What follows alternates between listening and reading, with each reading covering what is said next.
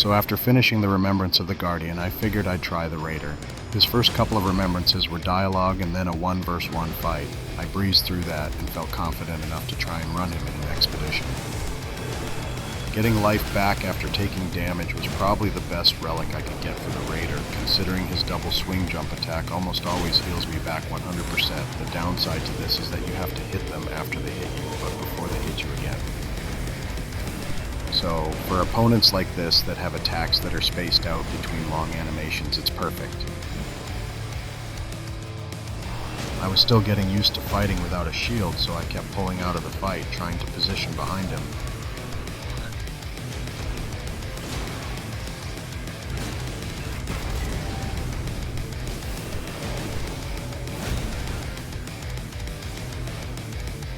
The fight seemed to be going our way, and I was amazed how high my damage was compared to the Guardian.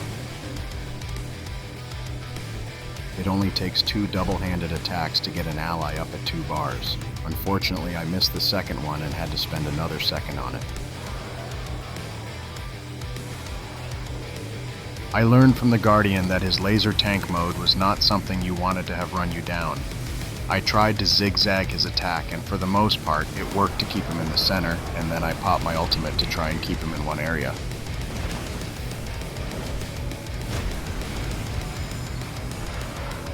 Lots of jumping double attacks while he's slowly waddling around.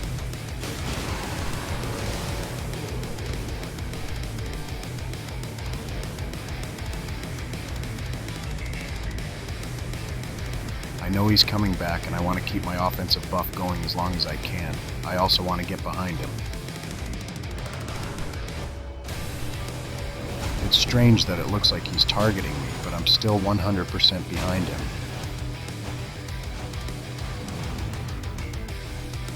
Now he's turning to face me. Clearly I have his attention.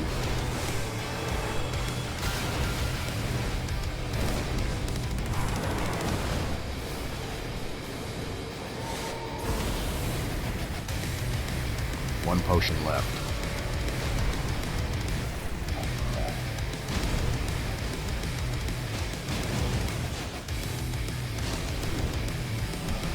Now I'm not sure, but I'm fairly certain that I just killed the boss with a headbutt. You be the judge.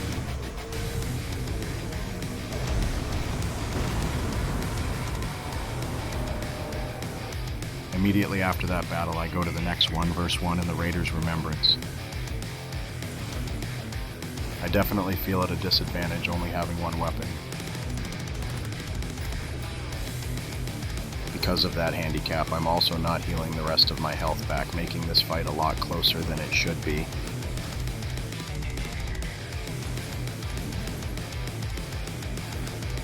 This fight was a lot sloppier than I thought it was, barely any headbutting, and I should have activated my ultimate at the start of the fight.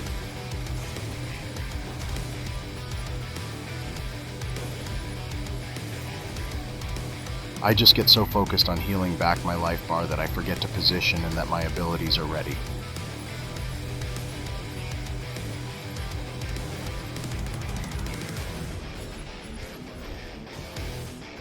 The confidence you have just walking into combat, knowing that you'll live as long as you are doing your job to damage the boss, is pretty awesome. Out of health flasks, I finally remember to activate my ultimate. This was our first attempt on this boss. I had no idea what to expect, but was confident that the dual weapon jump attack would carry me through this encounter.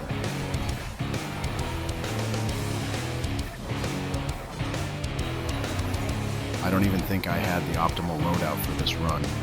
Thankfully, my allies had that covered, allowing me to focus on just raw physical damage. The damage speaks for itself.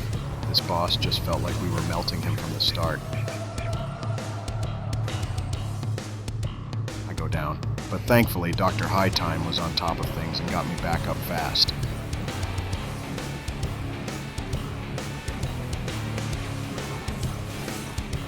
A quick chase and I prematurely drop my ultimate. At least the damage buff lasts a bit.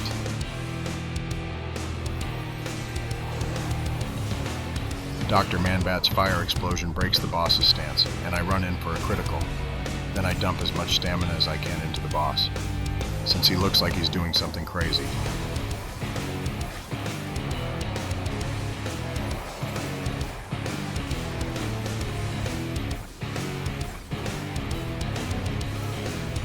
I just have to stay with him. I can heal back almost as fast as he can throw out the damage. This feels intentional. He's so close to the end and just decides to bugger off. You might as well take this time to warm up a bit.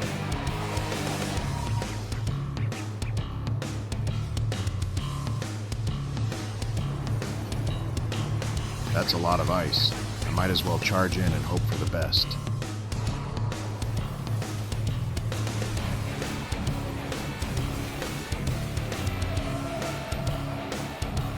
Better heal and get my ally up. And with that, I was feeling pretty invincible. However, this would be where the raider stopped being useful.